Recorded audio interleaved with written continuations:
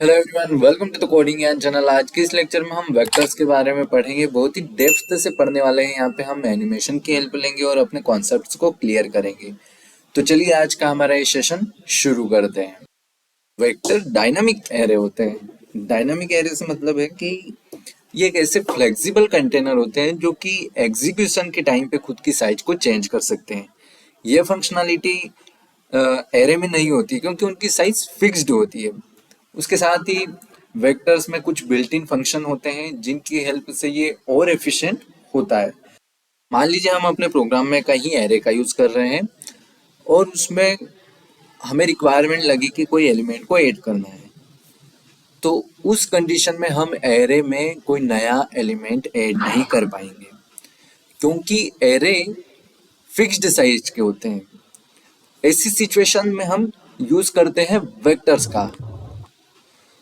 Vectors को run time पे modify किया जा सकता है, इसलिए हम वेक्टर्स का यूज करते हैं और इनमें कुछ एक्स्ट्रा फंक्शनैलिटी होती है जो एरे में नहीं होती है। अब अगर हम यहाँ पे एग्जांपल के लिए बात करें कि ये एक वेक्टर क्रिएट किया है हमने जिसकी साइज 5 है, तो जब इसकी साइज 5 है तो इसकी कैपेसिटी भी 5 रहेगी। पर जैसे ही हम इसमें एक नए एलिमेंट को ऐड करेंगे तो वो एलिमेंट ऐड हो जाएगा और इसकी साइज 1 से इंक्रीज होगी और इसकी कैपेसिटी 2 से मल्टीप्लाई होगी। यानी इस केस में अब इसकी कैपेसिटी हो जाएगी 10। यानी एरे के मुकाबले वेक्टर में हमें साइज को लेकर कोई इशू नहीं होगा। साइज जब 1 से इंक्रीज होती है तो उस केस में कैपेसिटी 2 गुना हो जाती है। यानी अब साइज हमारी 6 हो गई है। जब तक साइज कैपेसिटी के अंदर रहेगी तब तक हमारी कैपेसिटी इंक्रीज नहीं होगी। पर जैसे ही साइज हमारी 10 होने के बाद 11 होगी, यानी 1 से इंक्रीज फिर से होगी, तो उस केस में कैपेसिटी फिर से हमारी 2 गुना हो जाएगी और उस केस में 20 हो जाएगी। ये तो बात हुई एरे और वेक्टर के कंपैरिजन की। अब हम इसकी इनिशियलाइजेशन और इसकी फंक्शनैलिटी को वीएस कोड पे समझते हैं। वेक्टर का अपने कोड में यूज करने के लिए हम HTL से उसकी हेडर फाइल को इंक्लूड करते हैं। HTL प्री रिटन कोड्स का एक ऐसा पावरफुल कलेक्शन होता है कि जो हमें जेनेरिक एल्गोरिदम्स और डेटा स्ट्रक्चर्स को प्रोवाइड कराता है ताकि हमें उन्हें इम्प्लीमेंट ना करना पड़े। तो यहाँ पे हम वेक्टर को अपने कोड में यूज करने के लिए उसकी हेडर फाइल को इंक्लूड करेंगे। हैज इंक्लूड वेक्टर, हमने उसकी हेडर फाइल को इंक्लूड कर लिया है। वेक्टर को इनिशियलाइज करने के लिए यहाँ पे वेक्टर लिखने के बाद एंगुलर ब्रैकेट्स में उसका डेटा टाइप लिखा जाता है। अभी के लिए हम इंट डेटा टाइप का वेक्टर क्रिएट कर रहे हैं। उसके बाद ब्रैकेट के बाहर उसका नेम रखते हैं, हम वैक रख रहे हैं। ये हो गया हमारे वेक्टर का इनिशियलाइजेशन। एरे को भी हम कुछ इसी टाइप से इनिशियलाइज कर सकते हैं। पहले उसका डेटा टाइप, फिर उसका नेम और ब्रैकेट्स में उसकी साइज को डिफाइन करते थे। हमें साइज डिफाइन करना होती थी पहले से। उसके बाद इन कर्ली ब्रेसेस में हम वैल्यूज को रखते थे। इसी टाइप से हम एरे में भी यहाँ पे इनिशियलाइजेशन के टाइम पे ही वैल्यूज को स्टोर कर सकते हैं। 1 2 3 4 5 6 हमारी रिक्वायरमेंट के अकॉर्डिंग हम यहाँ पे वैल्यूज रख सकते हैं। तो अब अगर हम इसकी साइज को प्रिंट करेंगे तो इसकी साइज को प्रिंट हम इसके साइज फंक्शन की हेल्प से करेंगे। वैक डॉट साइज ऑफ, इस फंक्शन की हेल्प से हम अपने वेक्टर की साइज को निकाल सकते हैं। साइज में हमें आउटपुट मिला है 7। अब ये तो हुई साइज की बात। अगर हम इसे प्रिंट करवाना हो तो सेम फॉर लूप की हेल्प से हम 0 से लेकर, क्योंकि एरे की तरह ही इसमें भी इंडेक्सिंग 0 स्टार्ट होती है, तो 0 से लेकर इसकी साइज तक। तो अब इसकी साइज को हम वैक डॉट साइज ऑफ की हेल्प से निकाल सकते हैं बिल्कुल। और आई को इंक्रीज करेंगे और इसके एलिमेंट को प्रिंट कर देंगे। सिआउट वैक ऑफ आई और एक स्पेस लगाएंगे। इस टाइप से इसके एलिमेंट्स को हम प्रिंट कर सकते हैं। यहाँ पे ये साइज है, उसके बाद से एलिमेंट प्रिंट हो रहे हैं, हमने यहाँ पे स्पेस नहीं दिया था। ये तो बात हुई साइज फंक्शन की। हम कैपेसिटी फंक्शन की हेल्प से वेक्टर की कैपेसिटी को भी अचीव कर सकते हैं। यानी यहाँ पे हम अगर लिखें सिआउट वैक डॉट कैपेसिटी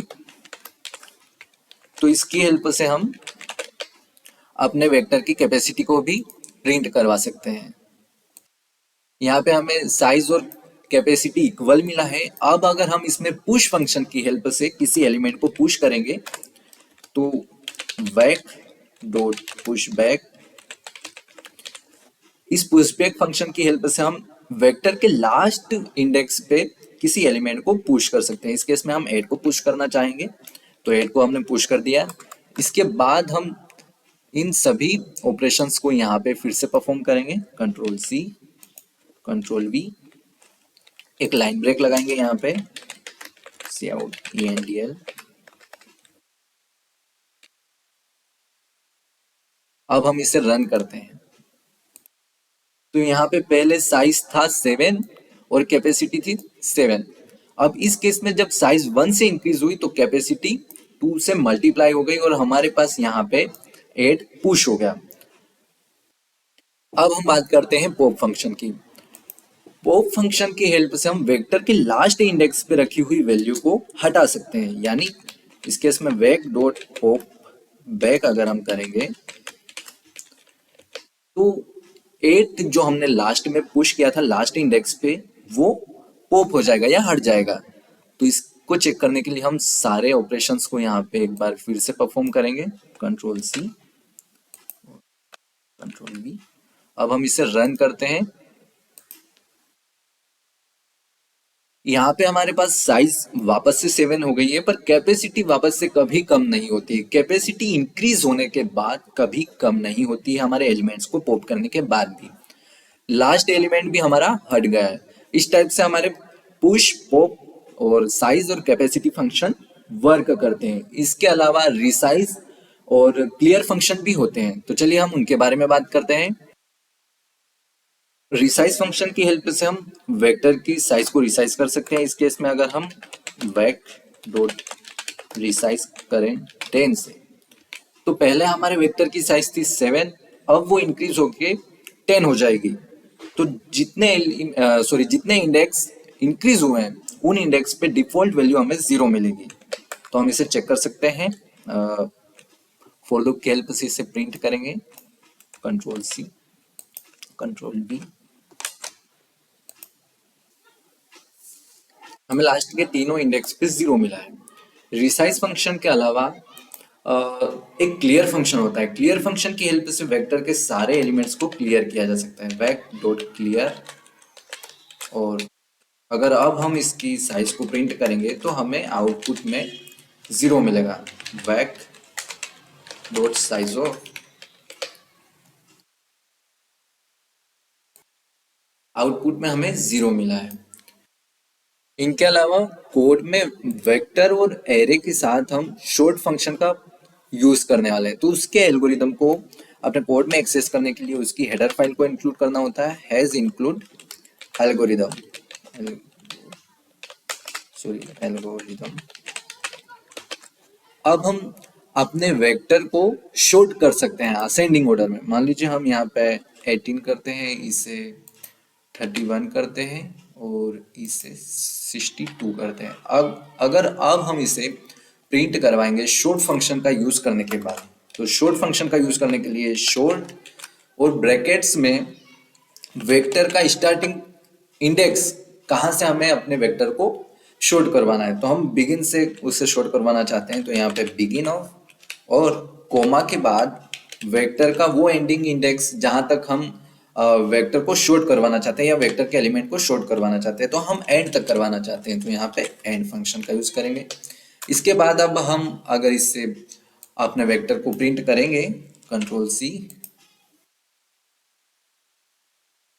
एक लाइन ब्रेक का यूज कर लेते हैं, तो आउटपुट हमें इंक्रीजिंग ऑर्डर में मिलेगा। तो अब हम इसे प्रिंट करवाते हैं, क्लियर फंक्शन को हटाते हैं, रन करते हैं, हमारा आउटपुट इंक्रीजिंग ऑर्डर में है। आज के लेक्चर में इतना ही। हम मिलते हैं नेक्स्ट लेक्चर में जहां पे और भी इंटरेस्टिंग प्रॉब्लम्स को सॉल्व करेंगे। आज का वीडियो आपके लिए कितना हेल्पफुल रहा प्लीज कमेंट करके बताइए और चैनल को लाइक और सब्सक्राइब जरूर कीजिए।